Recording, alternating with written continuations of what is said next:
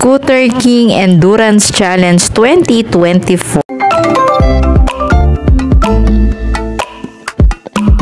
Hello friendly people! For today's video, nandito nga pala tayo sa Wheeltech Cabanatuan kung saan tayo ay nagpunta rito para masaksihan natin yung mga kaganapan dito po sa kanila pong Scooter King Endurance Challenge ngayon po 2024. So eto, nagpunta ako dito ng mga 11 AM ng umaga at eto yung kanila pong napakagandang stage at eto nga yung pinaka stage po nila at andito naman sa gawin na to yung ipararapol po nila ng mga magagandang motor.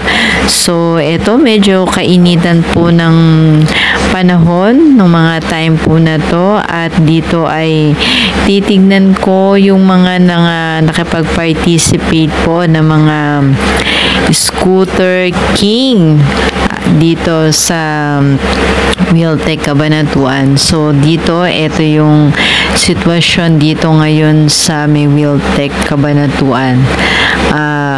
Ito yung kanilang stage at ito na nga, nagsimula ng mga magsidatingan po yung mga participant at ito yung mga rider na nakipag-participate dito at talaga naman pong napakasarap pala ng pakiramdam lalo na paghawag mo na yung flag at isa ka na sa mga finisher ng nasabi pong eka nga ay endurance challenge. Si ate yung isang participants dito sa challenge at ito naman po yung mga trophy na ibibigay dun sa mga winner po ng nasabing Scooter King Endurance Challenge ngayon po 2024. Siyempre dito kahit kainitan ay talaga naman pong nag-selfie moment ako dito sa Wheeltech Cabanatuan. So dito meron din ako nakita mga souvenir items. So ito yung mga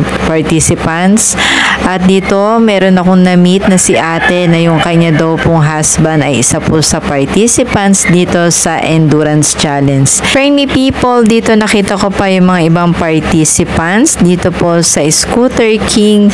Dito yan sa Wheeltech Cabanatuan Endurance Challenge ngayon po 2024 at talagang kahit kainitan ng araw ay nandito po sila. Thank you for watching. Bye bye po.